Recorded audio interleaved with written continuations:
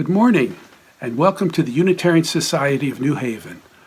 I am Rich Stockton, a member of the Worship Committee and your worship associate today. You can refer to me with the pronouns he and him. I'm also a member of the group of present and past board members who are bringing you this service about the gifts we give and receive. If you're joining us for the first time, we're so glad you chose to spend this time with us. We meet electronically for now, but we will be together again in person in September. This is a covenantal congregation that believes in beloved community, that Black lives matter, that every person has the right to affirm their own gender identity, that all people are inherently worthy. We bring all that we are to this place, knowing that our whole selves are welcome here. You can contact us by email at membership@usnh.org, or you can go to our website, usnh.org, to find out more about us. If you click on online services, that will tell you how to join a Zoom meeting after each service and be part of a weekly Welcome Corner visitor chat. Today, please join members of the Board of Trustees for a separate chat following the service. We welcome any questions or concerns that you have about matters related to our congregation. On Saturday, August 21st, from 10 o'clock to 12:30, please join the Social Justice Council and the Sunday morning team in a drive-through and a cookout as we celebrate the end of summer and help Waverly families get ready for school. And you can view more details about these announcements and other announcements at the end of the service and in our newsletter.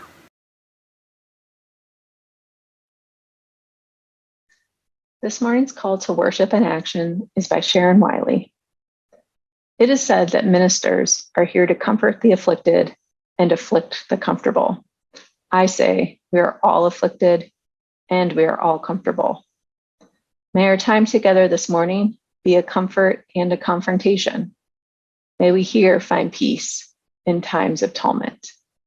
May we here invite tumult into lives of peace. May we here find calm in times of restlessness. May we here allow restlessness to evolve into action. Let this be the place you consider what you've never considered. Let this be the place you imagine for yourself something new and unthinkable. May this hour bring dreams of new ways of being in the world. Come, let us worship together. Good morning. My name is Nancy Apfel, and my pronouns are she, her, and hers. This morning, I light the chalice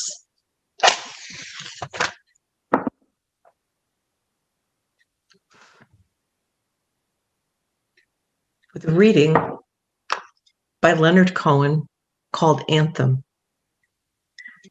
It comes from a UUA workshop this spring called Centering and Gifts.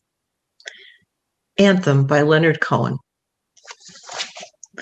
Ring the bells that still can ring.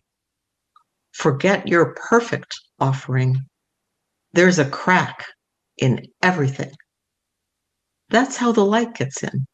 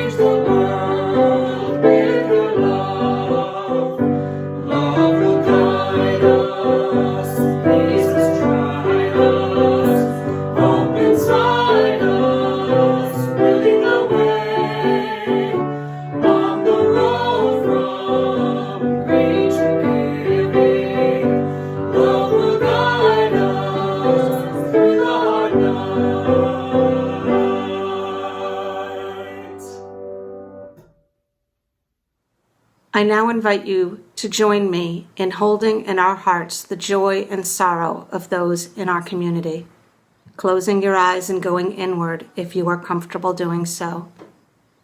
Today, some woke with a sorrow so great they asked the help of this community to carry it.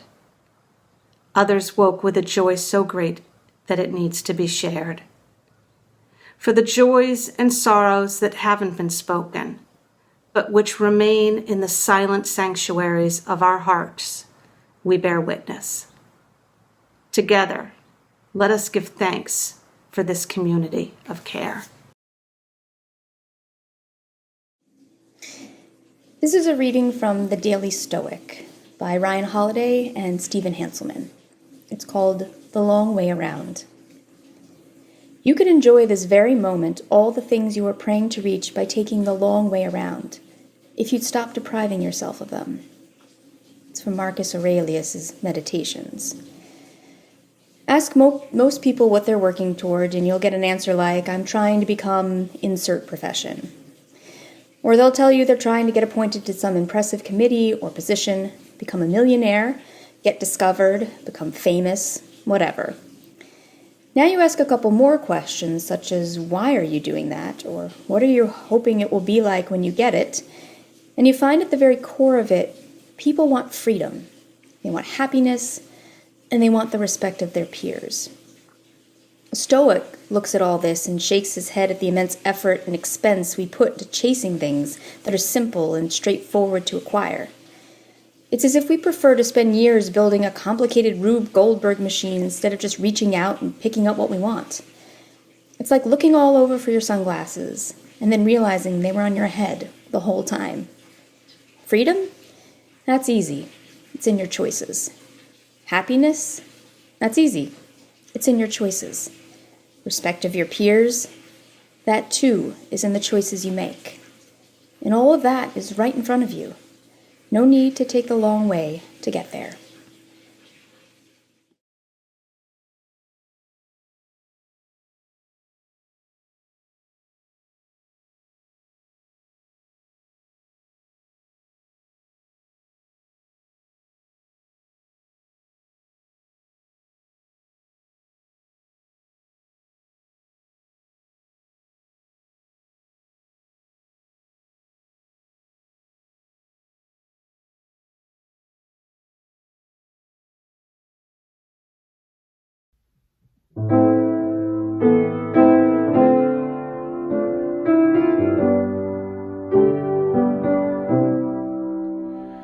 Spirit of life, come unto me.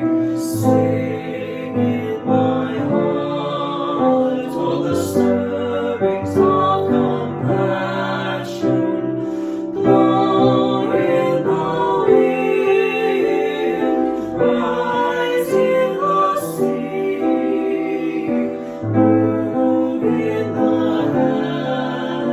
giving life the shape of justice. Roots holding close, wings set me free. Spirit of life, come to me, come to me.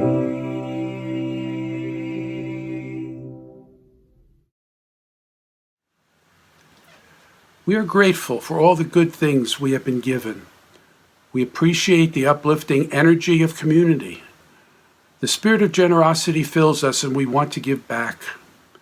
There are so many things we can do together that we can't do alone.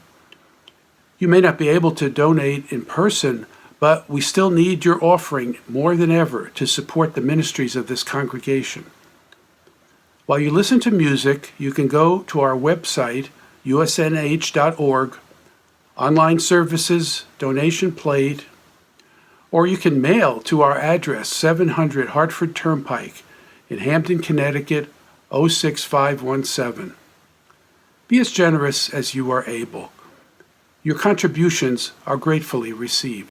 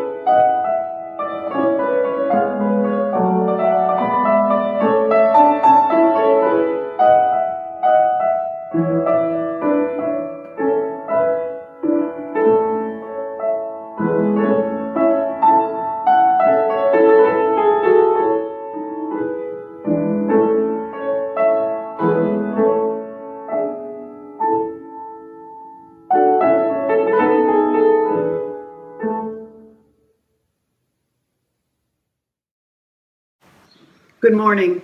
My name is Tina Santoni, and I'm going to read a poem by Alberto Rios. When giving is all we have. One river gives its journey to the next. We give because someone gave to us. We give because nobody gave to us. We give because giving has changed us. We give because giving could have changed us. We have been better for it.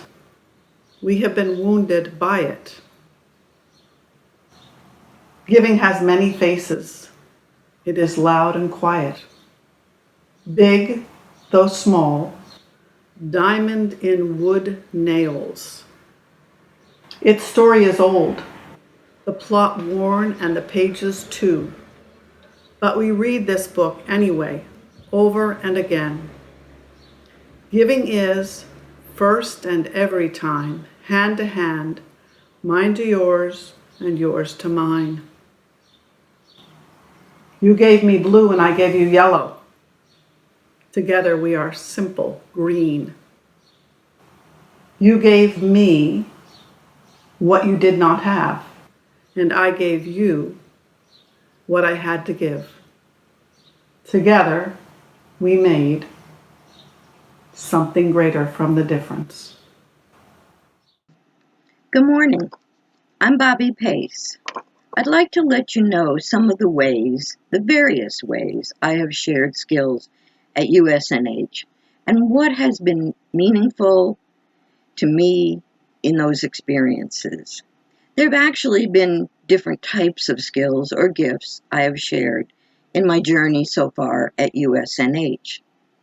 I felt called to share my professional skills as a previous HR director on USNH's Personnel Committee a couple of times over the past years, kind of like a busman's holiday, and I felt useful and helpful in that role. But if I think of gifts may have shared that are more personal and deeply meaningful to me, I have to go back about 40 years. You see, my parents had been early founding members at USNH. I grew up in this congregation, and my father had been president at a formative time in the history of the society. Before USNH had a church building, the minister, Reverend Chatti, had his office in our house, and my mother was church secretary for a number of years. When I returned as an adult, I knew someday I would like to be part of the congregation's leadership, as my parents had been. I would be bringing history, a knowledge of the congregation's culture, and an almost familial loyalty. Those were the gifts I brought early on to my first connections at USNH as an adult. I have grown and I've served in many ways, sharing gifts since then on my USNH journey. Co-chairing membership with my dear, now deceased friend, Terry Lawrence, various times on the anti-racism team, because I feel in my heart that this is a core issue for UUs. A member of the original Welcoming Congregation Committee, because I'm a lesbian and have been for a good chunk of my life. A member of the early task force on policy governance, a chair of the Right Relations Covenant Creation team, which was a really transformative experience for me. Co-chair of the Social Justice Network as that new structure was being implemented. I served on the board 3 different times, and I was deeply proud to serve as president in the 90s, like my dad had in the 50s. After I stepped off the board a couple of years ago, I then served with Dan Gelpern as policy governance consultant, supporting the board, and then recently COVID hit. I have realized a few things during this time of isolation, and as I reflect on the idea of sharing gifts for me at USNH, it seems my story is often related to being drawn to the future, being involved in creating new systems, new structures, even new visions. Also, I am at heart an introvert, and I do not have much patience for small talk, but I do absolutely love deep, meaningful conversations.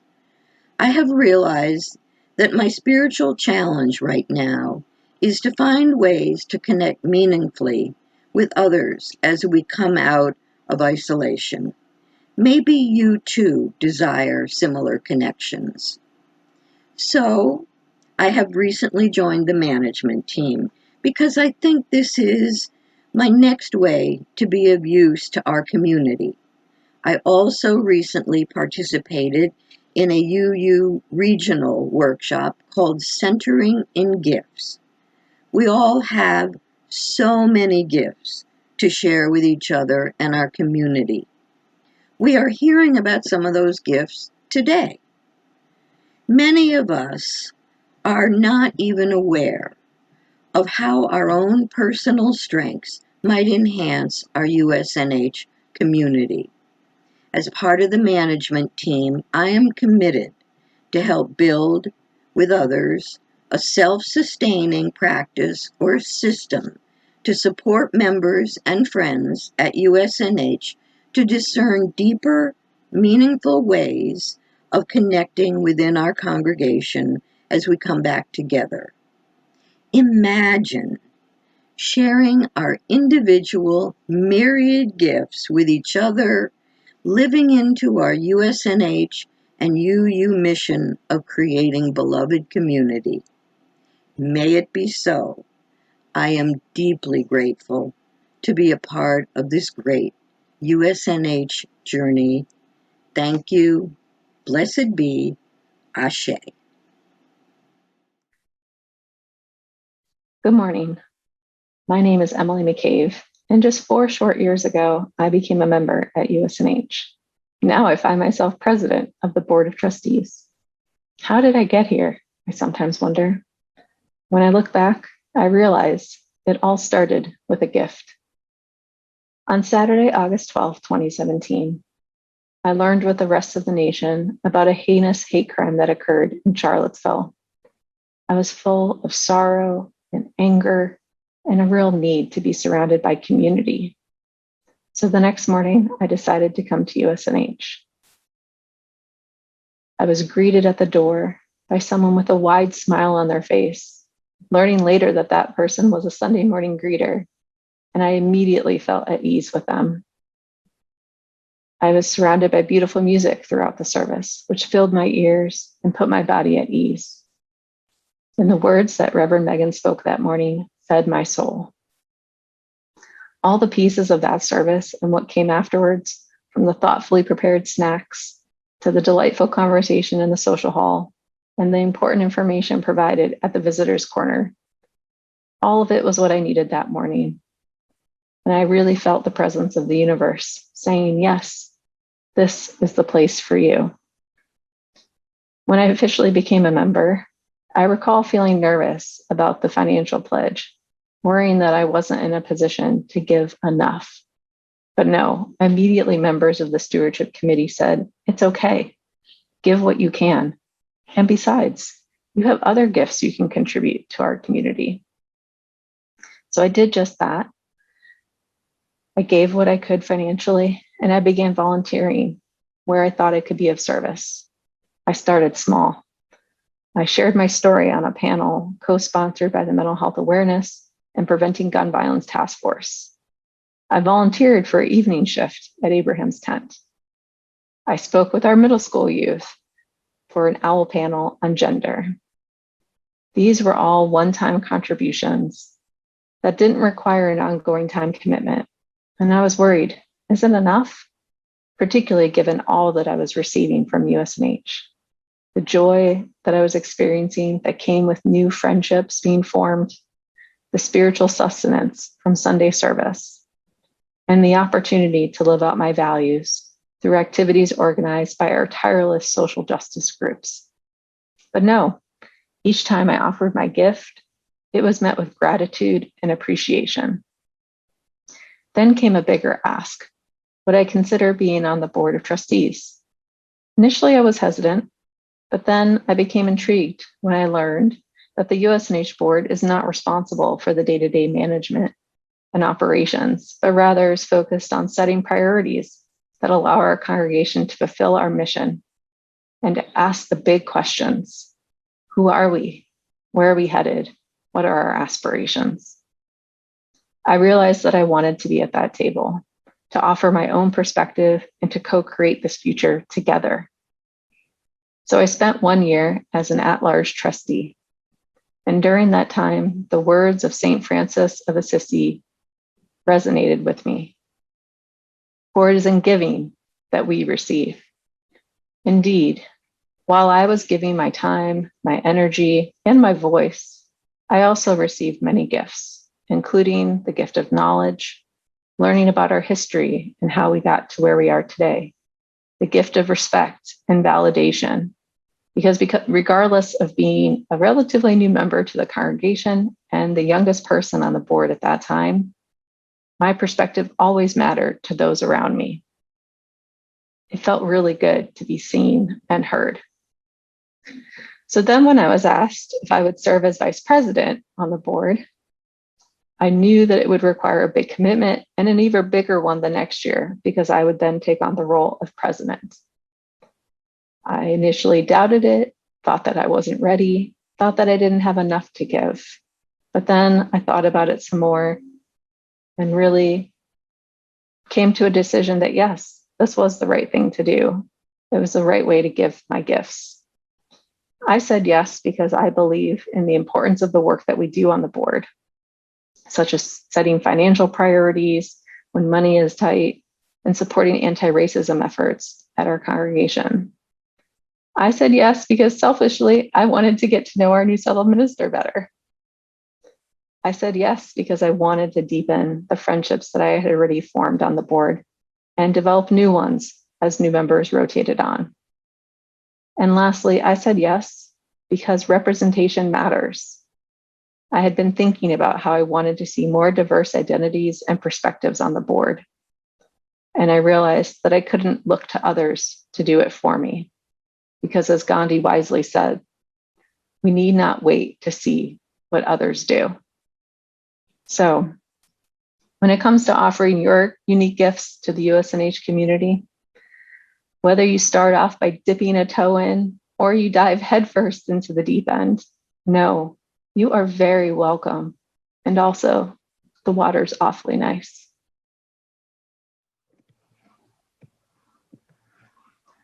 Hi, I'm Lurleen DeVos. My pronouns are she and her. I am the chairperson of the Social Justice Council. After agreeing to speak at this service, I began to mull over. How could I possibly sum up more than 30 years at USNH?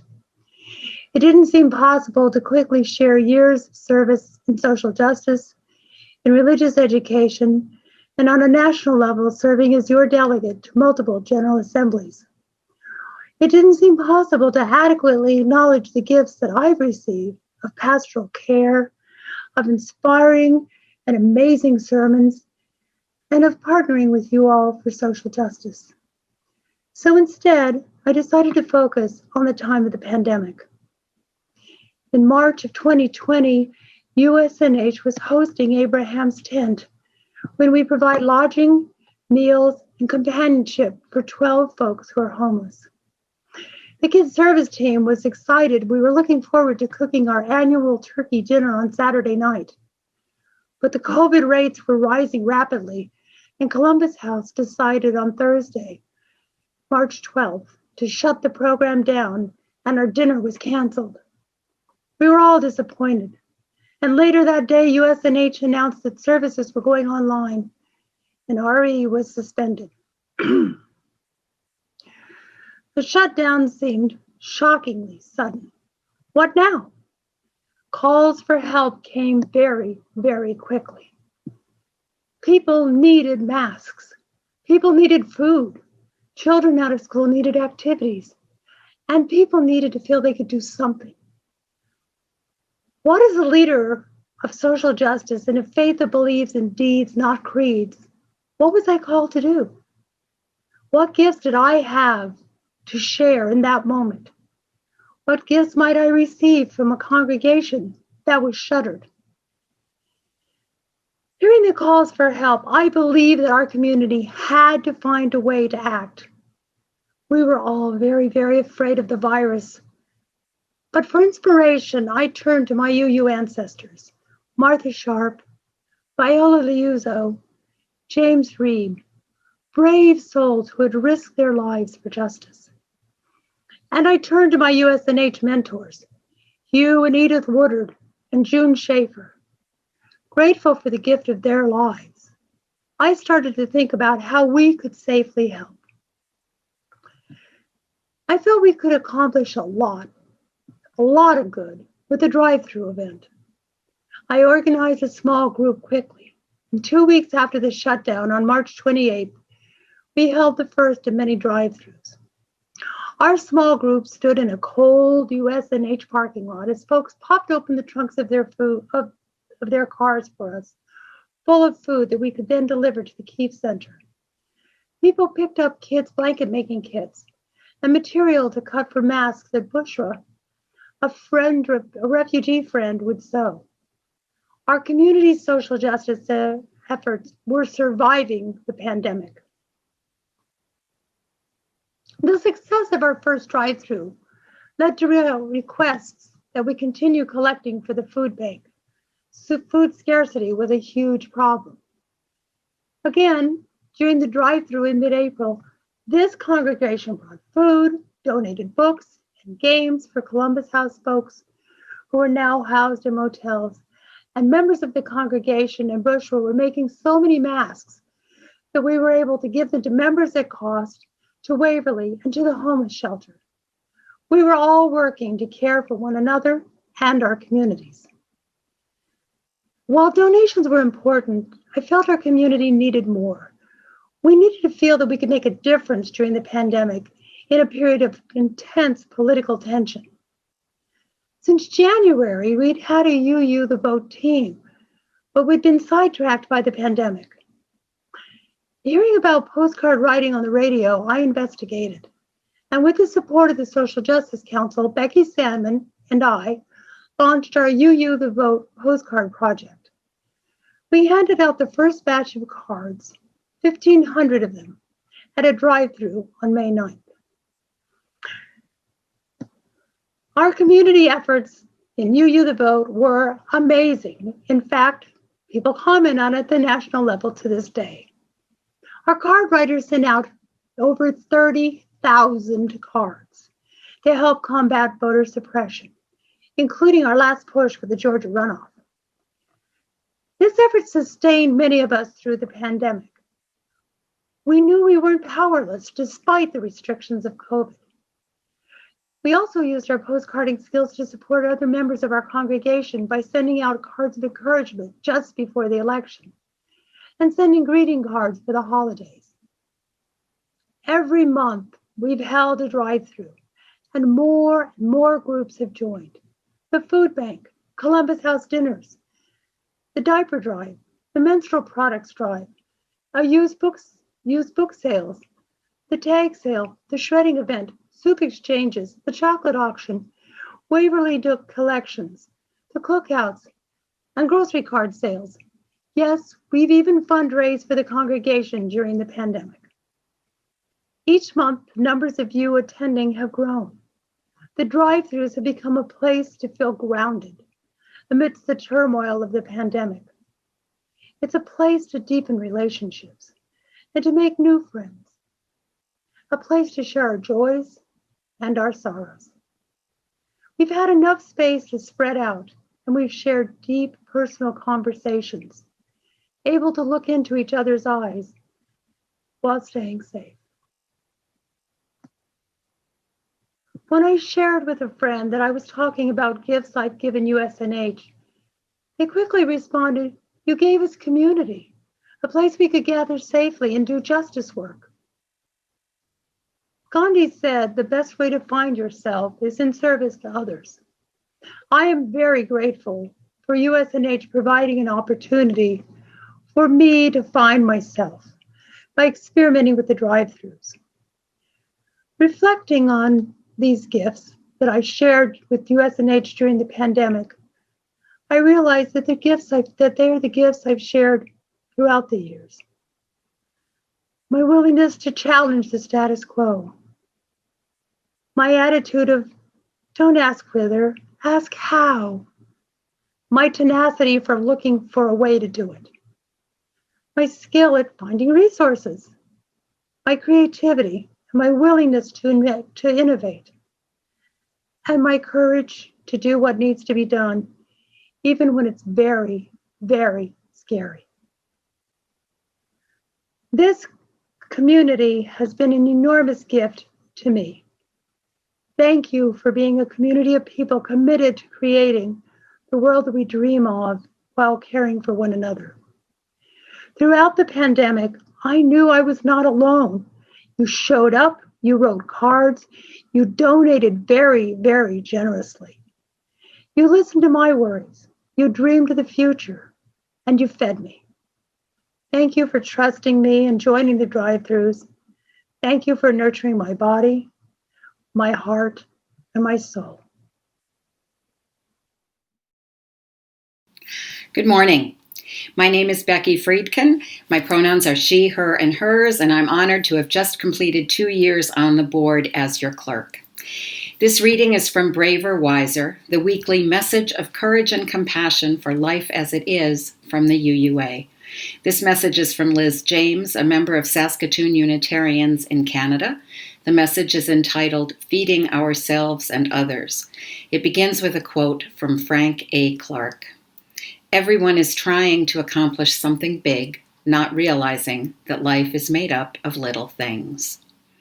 The message continues. I'm not sure those townspeople were being selfish in the stone soup story. You probably remember how it goes.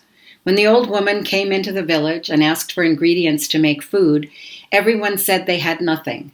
She began boiling a pot of water with a stone in it, and she said, "Oh, I wish I had a little salt."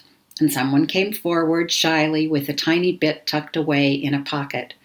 Then she wondered out loud if she could find a few root vegetables, and another person had that. Someone else had a few spoonfuls of rice, and so on, until a glorious soup was made. We're sometimes taught that this tale is about tricking a meal out of selfish people, but I don't really think that's what happened. I mean, if someone asked me if I had a meal to share with them and I only had a half teaspoon of salt, or the few old vegetables that are always at the back of my fridge, I would say I couldn't help. I wouldn't be lying when I said I had nothing to give. I would just be wrong. When we say that there's nothing we can do, we're not lying. That phone call we might make, that $5 we might donate, the quick email of encouragement we might send, these things sometimes feel so small that we think that they're the same as having nothing to offer. The stone soup story isn't about selfish people. It's about people who thought they were powerless. It's about people learning that they had something to offer that would feed themselves and each other. This message ends with a prayer. Grant me the bravery to step forward and offer whatever I have. Grant me the wisdom to see myself as part of something greater, and grant me the compassion to see and draw out the gifts that are found in every person. May it be so. Good morning. My name is Gwen Hughes Severance, and I am a cradle Episcopalian. I have been going to church all my life, and the habit is strong. But about 15 years ago, I went looking for some source of greater meaning and connection. When I walked through the front door at USNH for the first time to attend a Sunday service, it was high summer, and the small congregation met in the social hall. As I recall, the service was lay-led from the stage. Linda Pollock played the organ, and the hymn singing was vigorous. When the service ended, the chairs were pushed back, coffee and refreshments appeared, and a noisy and congested social hour erupted. In the middle of that hubbub of greeting and fellowship, I felt marooned and stranded. I knew no one. Let me out. Ellen Mahoney must have recognized the look of terror on my face. She reached out and talked to me, rescued me, invited me to join her summer small group ministry, and gave me the opportunity, the gift of beginning to know and be known, to plant my roots here and begin to grow into this community. Thank you, Ellen.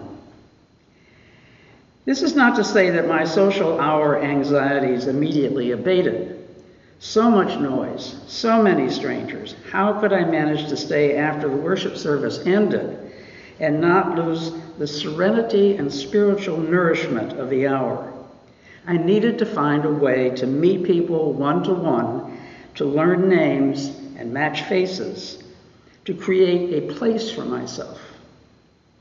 So I volunteered to help sell Stop and Shop grocery carts. I could sit behind a table and ask people their names, make eye contact, match name to face, and feel that I had a reason for being here. Having put my toe in the water of volunteering at USNH, I was eventually able and ready to wade into other activities a bit further. But which? I had just retired from almost 50 years of teaching high school history to teenagers. And while I loved the kids and the work, I knew that I now wanted to spend more time with adults. Associate Minister Marian Weisel invited me into small group ministry leadership. And then over the next few years, Meredith Fahey brought me to the worship committee, and Georgia Jennings steered me to the management team. I'm sure you see a pattern here. Gwen responds well to invitations. In each case, I felt called by people I had come to know and who knew my strengths and interests. I'm at home here in Connecticut, the land of steady habits. I like doing jigsaw puzzles and folding laundry and loading the dishwasher. But I'm also a team player, and at USNH working on the day-to-day operations, organizing standard operating procedures, growing the Council of Chairs, and planning building reopening protocols bring me satisfaction and gratitude. But from time to time, I have also said no, and that's okay. Both a sense of purpose and fit are essential to healthy congregational life. I believe that folks like being asked to participate, to join a team, to make a difference, especially when the task reflects their interests and piques their curiosities. The many gifts I have received from USNH are the opportunities to know congregants as friends, to feel useful, to do things that I enjoy, and to feel that I belong. For these gifts, I feel great gratitude and nourishment. Thank you. Good morning.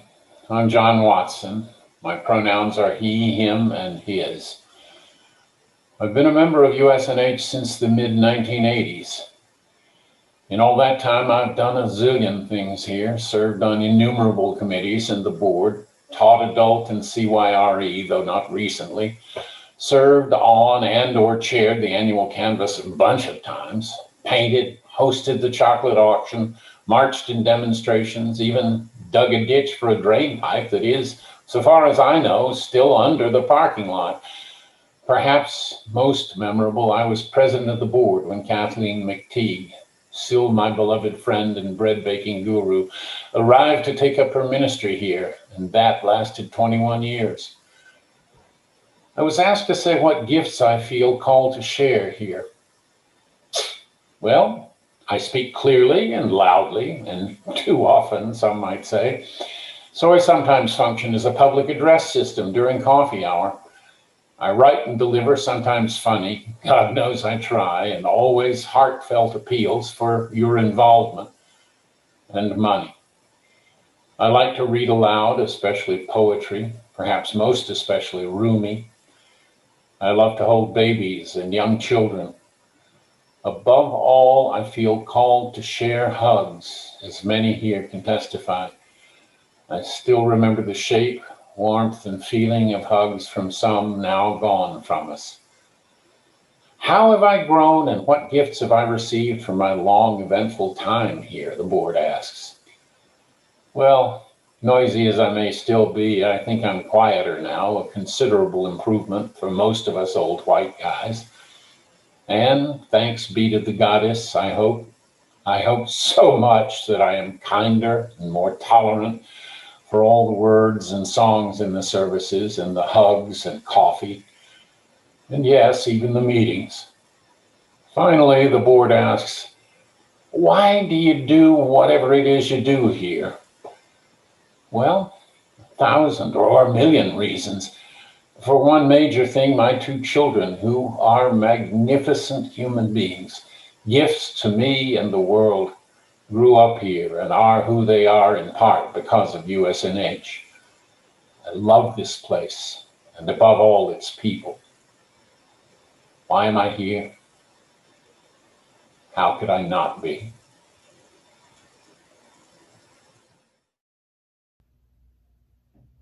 From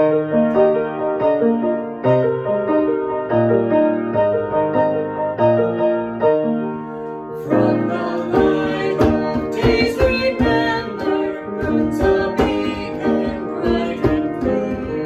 Guiding hands and hearts and spirits into face and free from fear.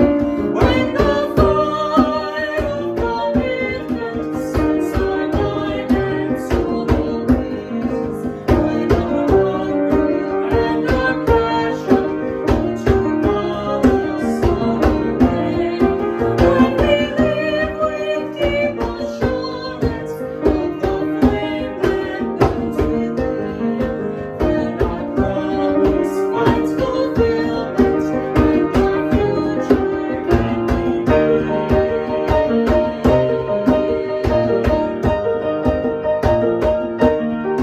From the stories of our living rings a song both brave and free, calling pilgrims still to witness to the life of liberty.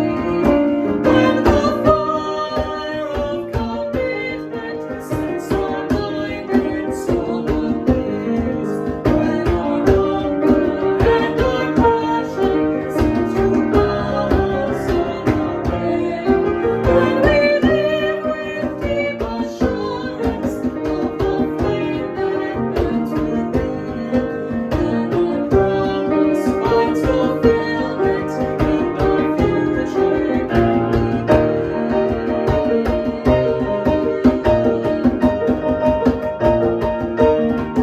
From the dreams of youthful vision comes a new prophetic pulse, which demands a deeper justice built by our courageous choice.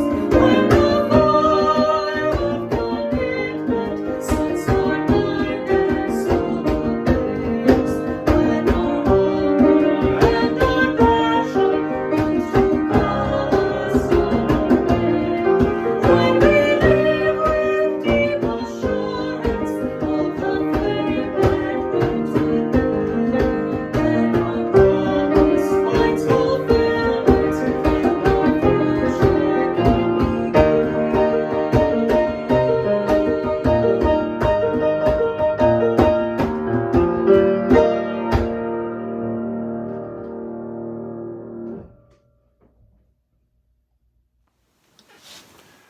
We extinguish this flame, but not the light of truth, the warmth of community, or the fire of commitment. These we carry in our hearts until we are together again. And the words of benediction are by Eric Williams. Blessed is the path on which you travel. Blessed is the body that carries you upon it. Blessed is your heart that has heard the call. Blessed is your mind that discerns the way. Blessed is the gift that you will receive by going. May it be so. Amen.